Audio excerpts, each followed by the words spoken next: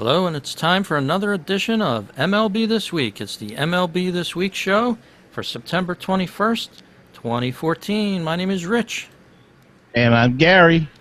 and we're talking baseball with you. And Gary, we're coming down to the wire here. Only about 7-8 days to go to the end of the season.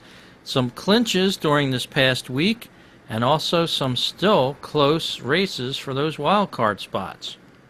Yeah, Rich, still a lot of things up in the air in Major League Baseball, and let's hope that they'll get well. Of course, they'll be settled, but it's going to be an interesting week. It's really the two-card wild card. It's really bringing this down to the last week of the season, and going to be an interesting one. Yeah, and it's giving some teams that might not have a chance to make it a second chance. A little bit earlier today, I was talking about the 1964 Phillies, and it was only one team from each league made it to the World Series. There was no playoffs like there is now, so makes it exciting around the country, and of course, it's a big moneymaker as well for the MLB, so they love to fill those seats for playoffs. Well, unfortunately, I'm old enough to remember those days when you two 10-team leagues, and you had to win the league and win the pennant, and then go right to the World Series the next day. No playoffs. So the wild cards, it opens up a lot of possibilities for different teams, and it's not the most traditional of things, but I think it's been a good thing for baseball. And adding the second team, I think, was a good thing. I don't know if I'm still not exactly sold on the one-game playoff, but it seems to have worked, and they're happy with it. So, Yeah. Well, we're going to take a look at the teams that are in so far, and the clinchers are the Baltimore Orioles out there in the American League. They finally did it after many years of turning in terrible records. They're 7-3 in their last 10. They've clinched the AL East, and out in the AL West, it's the LA Angels. They came on strong and they clinched that AL West spot. certainly did, and who would have guessed this? 2 months ago, where Oakland was running away with it at the time, and Rich, it's almost like a 20-game turnaround, because I think Oakland was up at 9 at one point. Now they're 11 behind. I mean, it's unbelievable job that the Angels did, and you really have to look at them heavily as a World Series contender, and just a fantastic job out there. Yeah, they've poured it on here after the All-Star break. They're now 96-60, one the best record in baseball right now. Just sailing along without a care, it seems. Although they did lose today against Texas, but they've already clinched the division, so they're assured a playoff spot. Over in the NL East, it's the Washington Nationals. They're the only National League so far to clinch, although I expect within the next couple days we'll see at least one or two more clinch out there. Well, the Cardinals have clinched a playoff berth.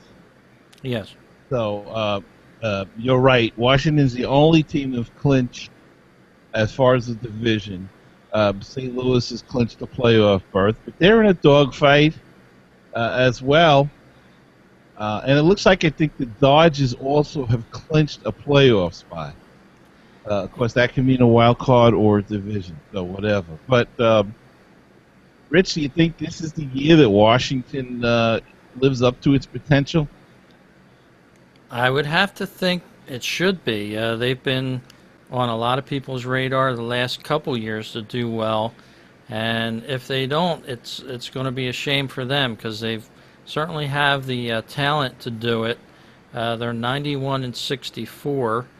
They beat Miami this afternoon 2-1, and then they play your New York Mets coming up for a 3-game series soon. So this could be the year for them. It's going to be an interesting playoff situation. And Rich, what happened to Atlanta? Atlanta was snapping at their heels, and now the my Mets just swept Atlanta, and they have a chance. The Mets, as bad as their season turned out, they have a chance to finish second. Yeah, and that's incredible. They're 76 and 80.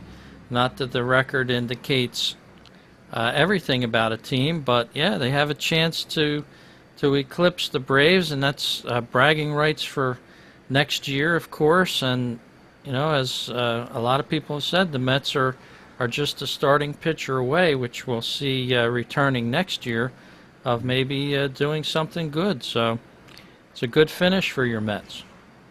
Well, I'd like to see them go 5-1 the rest of the way and get to 500, though. 3 with the Nationals, as you just said, and then 3 with the Astros to finish off the season. So I don't know. It's going to be a tough task, but last Thursday when we were talking about it at work, the guys and I had to go 8-1. So they've done 3 now. Maybe they can go 2-3 against Washington, though they've had a tough time against Washington all year, and then sweep the Astros. It's a big chore, but maybe if they go even 4-2 and get to 80, that would be a big win. But Rich, we still got Pittsburgh alive, and it looks like the Milwaukee Brewers are dead in the water out of it, and San Francisco and LA are fighting it out. So this is going to be a heck of a week. Yeah, and one of the most epic fails of the season would have to go to the Brewers. They were leading big time most of the way this whole season, and they could finish out of the money as well. In fact, looks like they'd not take a miracle to make it in, but they certainly collapsed. Yeah, and odd when you think of it, but I don't know what to say. I mean, they had a good year, such a good year going, and as you said, they had quite a big lead at one point, and this collapse may be worse than Oakland's, because at least Oakland is going to make it into the postseason. But it looks like Milwaukee's not going to get there, and just unbelievable how you could play so well, but that's the game, you're good one day and bad the next. That's for sure. Well, one pitcher that's been good this year so far for the LA Dodgers is Clayton Kershaw, and over the last week he is the first pitcher to reach 20 games, 20-game winner, and it doesn't seem that hard to do, but if you look at how many 20-game winners there have been in the last several years, there hasn't been that many. He's just unbelievable, and he missed the first month of the season or something, and he still got 20 wins. I mean, yeah, he went 17-1 in his last 20 starts, so he's been on fire for the Dodgers, and a big reason why the Dodgers are where they are now, because without a guy like Kershaw getting those wins for a team, you're just stand a chance of losing. So congratulations to Kershaw becoming the first 20-game winner of the season. And of course, last year the only 20-game winner was Max Scherzer of the Detroit Tigers, and in 2012 there was only 2 pitchers that did it, David Price and Jared Weaver. So yeah, they only pitch every 5th day, and some of them only go 6-7 innings or 5-6 innings, and they're at the mercy of the bullpen. So it's not like the old days when he used to pitch every 4th day and they would get 30 to 40 starts in a season. Now they're lucky they get 30, I think, or 25 even. So, maybe more. My math has never been my strong point, but you don't see it as much as you used to. And he's just phenomenal, and I know they're talking about him for MVP. So I'm not I don't know. I I definitely think he's the Cy Young Award winner, but MVP, I'd like to see a regular player get that. Yeah, that's for sure. Well, we'll be talking award categories in our next show here on MLB This Week. And Gary, you're up for our next story. Mr. Ron Washington, we finally got the story from him, why he suddenly resigned from the Texas Rangers. Well, Rich, almost 2 weeks after he did resign from the Texas Rangers, Ron Washington broke his silence in a brief apologetic statement this past Thursday, saying that he had left the team because he was not true to his wife. In a hotel ballroom filled with more than 50 media members, he strode to a podium with his wife of more than 4 decades, taking his seat at the side of the room, and he delivered a 3-minute, 30-second statement and didn't take questions. He said, "I made a mistake, and I'm embarrassed more than I have ever been in my life. I don't run when I make mistakes. When you put yourself in situations, you own it. Those are the type of things that my wife always said to me."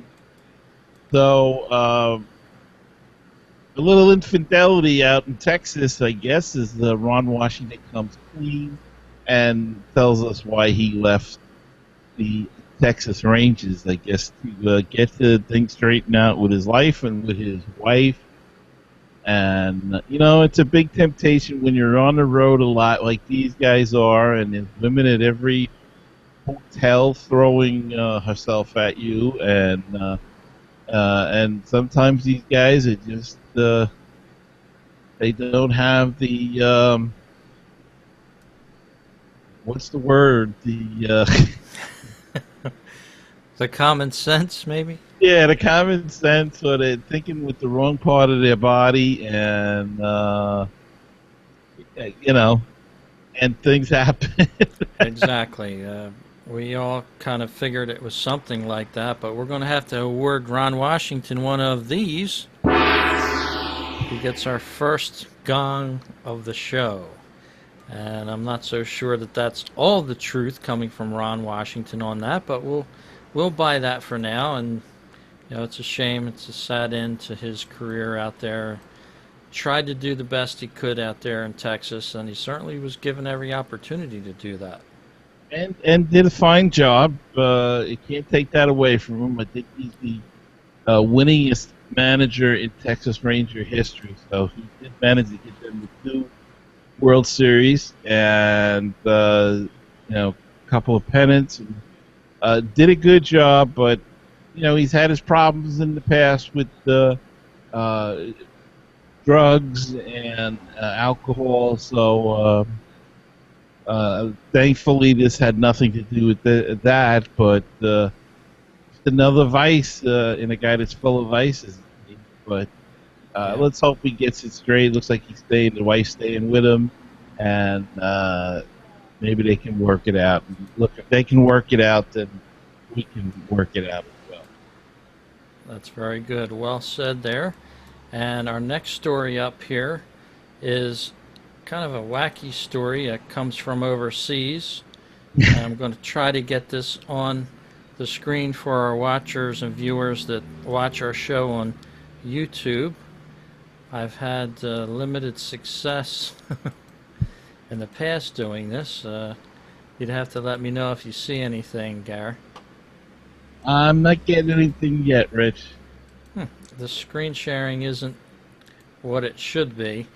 But anyhow, in Korea during the past week, there was a mayor who ruled on a baseball team. He was going to locate the stadium for this team in Korea in a different town from a councilman that happened to be at that meeting. And when it was officially announced, the councilman rose out of his chair and approached the mayor and fired a fastball egg at him, hitting him in the shoulder, of course exploding on impact. The video is all over YouTube. If you search South Korean mayor and baseball, you will see this.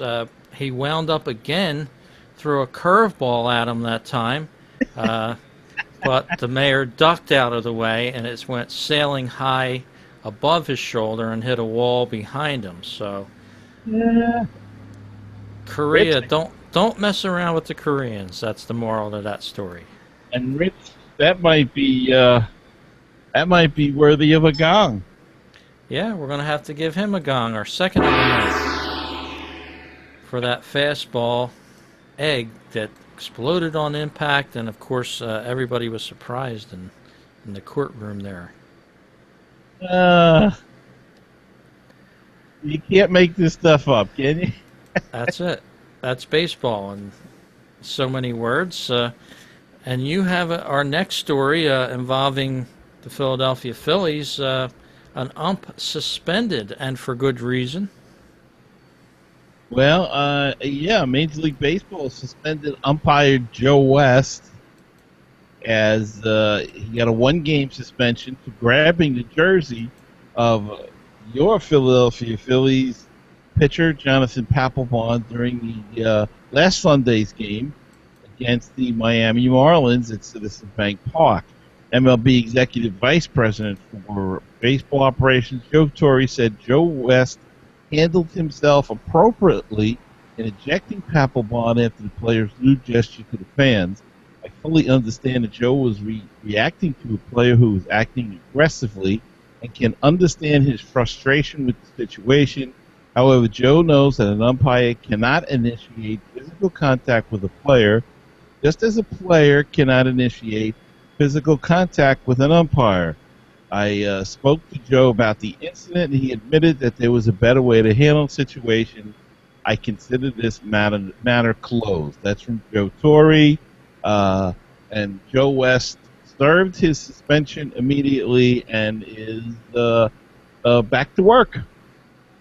Yeah, and I saw the play as it was happening there, and yeah, Papelbon was way out of line. Papelbon, by the way, got suspended for 7 games for what he did. He was walking off the mound. He had just blown a game for the Phillies, and he was hearing some boos from the crowd, quite a few boos, and he sort of looked up into the crowd and then made an inappropriate gesture towards the fans, and that's how he got thrown out of the game. So right after he got thrown out of the game, he was all over Joe West, and I kind of don't blame Joe West for sticking his hand out to block this guy. At times, Papelbon can be completely in another planet. If you've ever watched him play, you probably know what I mean. But he came charging after West and was probably an inch off of him, and almost looked like he was going to tear him apart. Now, So, what exactly was the lewd gesture that Papelbon made? well, he sort of grabbed his Oh, all right. cup area exaggeratedly at the fans for booing All right. him, and that was it in a nutshell, actually. He walked off the mound and heard some boos, and then immediately the umps noticed this and threw him out of the ball game, at which he ran out of the dugout and was, like I said, he was an inch off of Joe West, pleading his case when he really had no case, and I wish the Phillies didn't have him. But that's another story. Papelbon, he's like, you never know what's going to happen when you have Papelbon. He's just a loose cannon. Well, it's a long season and there's a lot of frustration, but, these guys have got to get it under control. Like you said, he is a bit of a loose cannon. Yep, and as we're doing the show here, Phillies just lost to the A's, so the A's with a victory. They needed to win tonight out there in Oakland against the Phillies. Phillies fought them tough, but dropped the game to them 8-6. It's a now final game, and Oakland does well to win that game. So Phillies not doing well at all this season, and they continue. They can't even spoil it for the A's. Well, I'm sure they'll make some moves in the offseason and they'll be back. Yeah, we always hope for next season. Well, our next story up tonight, and before we go to that, I'd like to remind our listeners to stop by our website. If you're listening to the show on Stitcher Radio or iTunes, you might want to stop by MLBThisWeek.com. You can see all of our videos of the show. We tape on video and audio, so if you want to check us out on the show or drop us a note, stop by our website. There's a couple nice features to it. You can learn all the equipment that we use on the show, some of the mics that we use and the mixers and things, and if you'd like to order that for yourself, maybe you're getting into the hobby or whatnot, you can order it right through our links at the website. Goes over to Amazon.com, and treat yourself, and you'll be podcasting in no time. And Rich, they could also, if they want to keep in touch with all things baseball, they can check out BaseballTalkRadio.com, and there's all kinds of fine podcasts on there covering the world of baseball. There's mine, I do a Mets Musings covering the New York Mets, and Rich does a great show, Phillies Talk, and he had a great episode today talking about the collapse of the 1964 Phillies, so go check that out. He had a terrific guest on, and there's we've got the Baltimore Orioles and the Minnesota Twins, and even Japanese baseball, and Canadian baseball, and Phillies minor leagues, and the Miami Miners, Miami Marlins minor league teams, and the Miami Marlins, and Milwaukee Brewers, and I'm sure I missed somebody, Rich. St. Louis Cardinals. Atlanta Baseball Talk, a couple of fantasy shows, the Giants, nice Cubs one, and even the Kansas City Royals. So a lot of talk out there, as you said. Even this show, the MLB This Week show, can stream from that site. And even the Canadian Baseball Talk. So if we have any Canadians out there, you want to hear some talk from Canada Baseball, you can check out the Canadian Baseball Network podcast on there. Right. BaseballTalkRadio.com, the home of great baseball talk shows. Yep, and go ahead. Go ahead. Did you? I was just going to say, Rich, you were at the ballpark recently, and you don't see just plain hot dogs anymore, and the days are gone where you went to a game and got a dirty water dog and a cold beer, and that was it. Now the foods in Major League Baseball has grown, and we have all kinds of fancy different dishes now. Macaroni and cheese they have, hot dogs smothered in crab sauce, all kinds of stuff. And Rex Hutler of the Kansas City Royals announcer, he thought he would try the monstrous sensation that is Chase Field's D-Bat dog, an 18-inch corn dog stuffed with cheese and bacon, and served with a side of fries.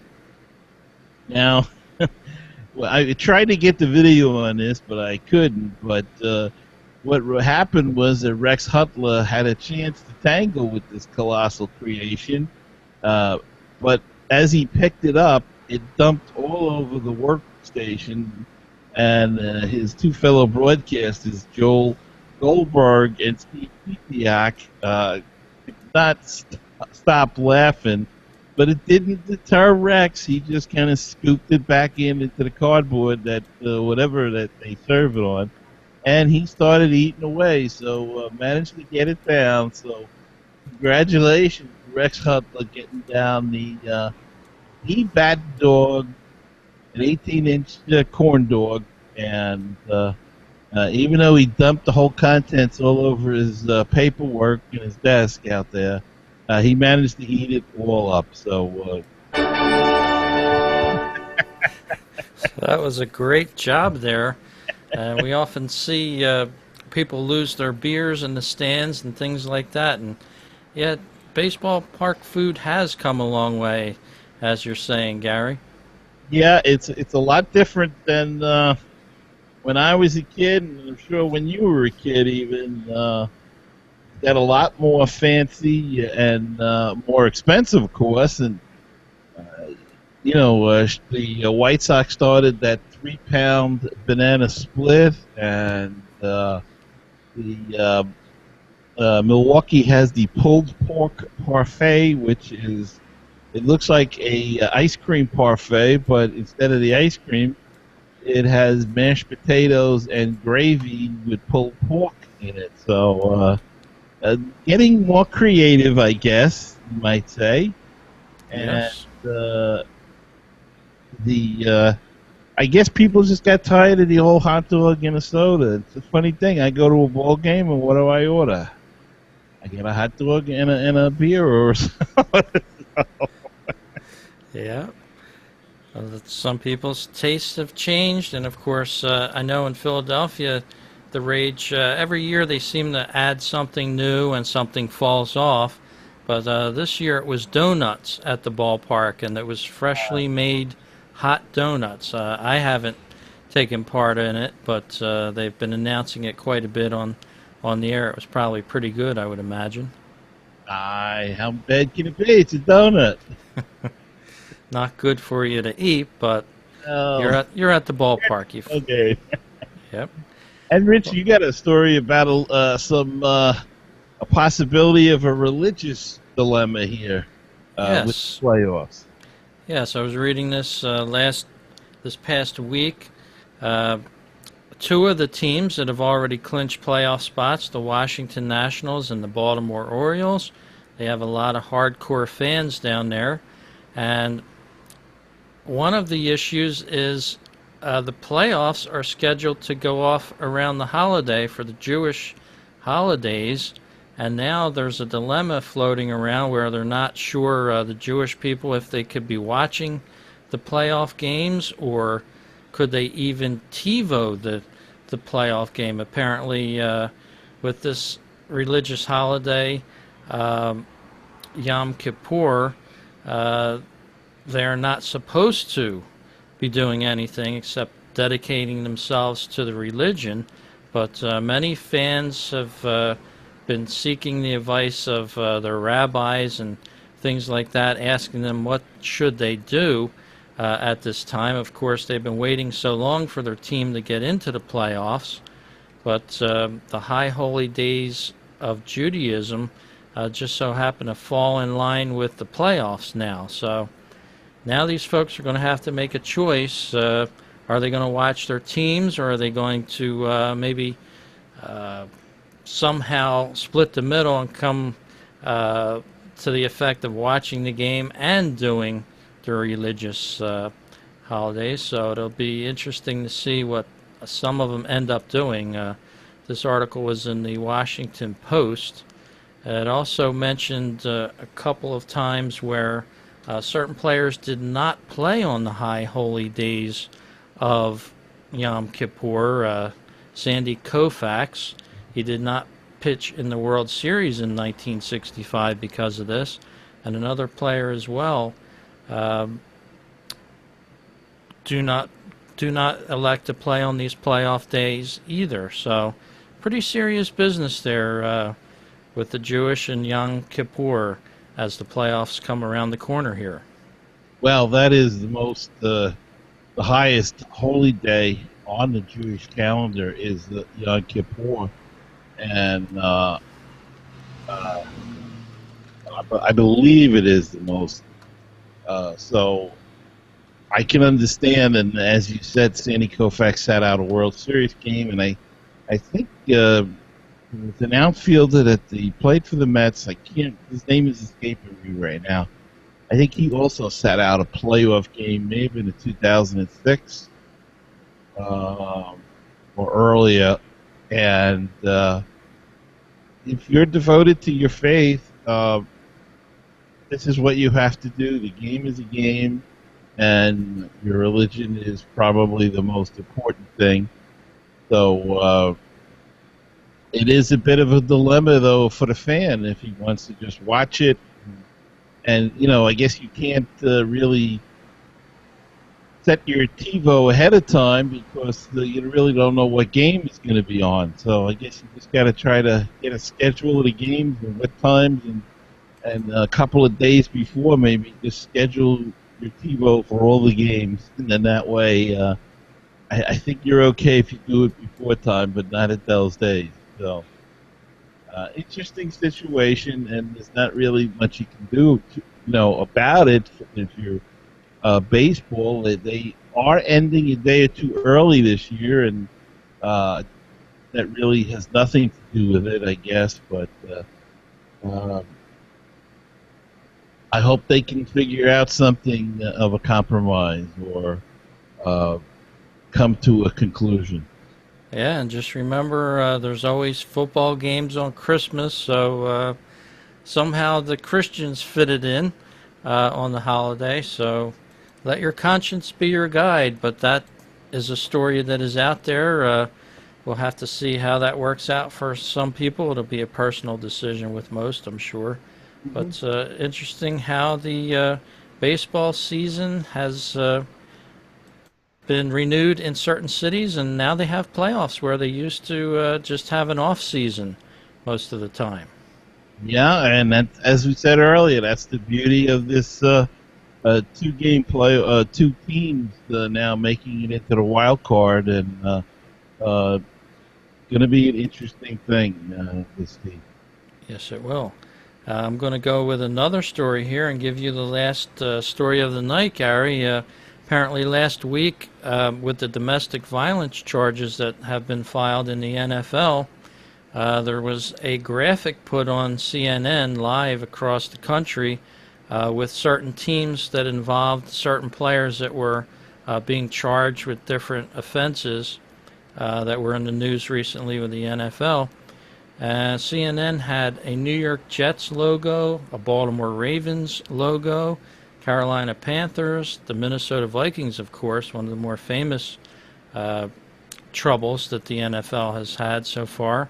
They had the San Francisco Giants logo up there, and they meant to put the Arizona Cardinals logo up, but somehow some bonehead over at CNN elected to put up a St. Louis Cardinals logo during the national broadcast. So, of course, that drew the laughter of many folk that were watching this show, and they really no excuse for that. They put up a St. Louis Cardinals logo for the Arizona Cardinals football logo. It's just, you don't see that very often.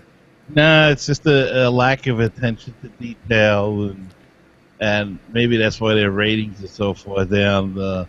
But why did they bother put up individual logos? All they do is put up the whole NFL shield, and that would have covered everything, wouldn't it? Yeah.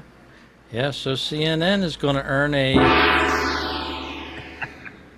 Gong of the Week. So we got a lot of gongs going on this week, and hopefully they'll improve. And Gary, you have a nice story to lead us off of this show with Babe Ruth. Well, Babe Ruth has got nothing on Anthony Rizzo. If you remember the old real bad movie of Babe Ruth with William Baxter, the Babe Ruth story, he hit a home run for a kid that had, I forget what the circumstances were, but apparently, there used to be a practice in the old days, and it's a practice that's coming back, that guys are hitting home runs, or promising and trying to hit home runs for kids with cancer. And Cubs first baseman Anthony Rizzo had promised 22-year-old cancer patient Mike Casales that he would hit a home run during Tuesday night's game. And he did that, and he did better. He hit 2 home runs for Mike Casales. So great job to Anthony Rizzo there. A lot of these ball players, if they have time to go into hospitals and talking to the sick people and go into these children's cancer wards, and it's a very difficult thing to do. But they do it, and they do it with a smile, and occasionally they make this kind of promise. And I don't know if it's one I would make. You got to be pretty confident in your home run stroke, but Anthony Rizzo, great job. He did too, and maybe you should get a little fanfare. Yeah, that would be great. That's amazing. I didn't hear this story during the week, and we'll give him a double fanfare on that. Excellent job there. Some late news from today, of course, in the games. Masahiro Tanaka returned for the Yankees after being off for a 10-week layoff. He gained a win for the Yankees. And also some more Yankees news. Was the final home game today for the captain, Derek Jeter, who was embarking on his final week of baseball and the final 4 games at Yankee Stadium. So Girardi plans to play the Yankees captain in every game until the season's conclusion. So if you have tickets and you're hoping to see Derek Jeter, I think you will. And it's going to cap off a great career for him. Okay. So Look, the guy deserves all the respect he gets, but I'm a little tired with this whole Derek Jeter retirement tour and the whole, the Nike commercial. And now there's Gatorade where people are sitting and crying watching this commercial. And come on, he was always supposedly the team player, and here he's got the whole stage to himself and he's soaking it all in. And then there was a report he didn't really want to do the Gatorade commercial. Well, you know what? If you didn't want to do it, then don't do it. Yeah, and I think it all depends on this. Of course. But yeah, you're in the New York market, so you're seeing that day in, day out. So it must get a little overwhelming, especially if you're not a Yankee fan. But for the guys that are out in the Midwest or maybe out on the West Coast that don't see that on a daily basis, yeah, it's a little tough for the New Yorkers, especially when you're constantly bombarded with that. I myself haven't seen too much of it. Being located in New Jersey, but yeah, I could understand why you're probably fed up with it. It's just tiresome after a while, he was a good ball player. Nothing against that, and a great leader, or me, and a Yankee, and all of this stuff. But enough, you got to draw the line somewhere, and just the whole retirement tour thing. And if he really didn't want all of this, as he professes and all of that, then he shouldn't have said he wasn't going to retire. He should have just played out the year, and the end of the year says, I'm retiring. Yeah, sort of like a Mike Schmidt, just announce it and you're done. And you're done. But, there's got to be a certain amount of, I want a retirement tour, because Mariano Rivera got one last year, and I guess it's just because it's Jeter. It's just, it's just, I don't know. I probably shouldn't say anything more. It's just one of those things. But yeah, I understand what you're talking about with that. But conclusion of a great career there. And we're winding up our first year of shows here on MLB This Week. We were talking right before the show started about getting some guests on for the off season, so look forward to maybe hearing from some authors of baseball and maybe some names and figures that you've heard of in the world of sports. We're going to be seeking out some guests, so hopefully that'll come in the off season. We appreciate everybody that's listened to the show so far, Gary. Yes, we certainly have, and thank you for your loyal support, and that's been a good first season, Rich.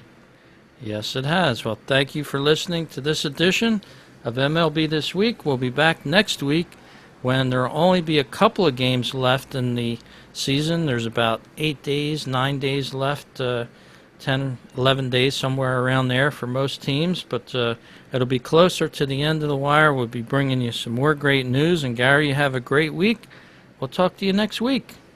Okay, Rich. Same to you.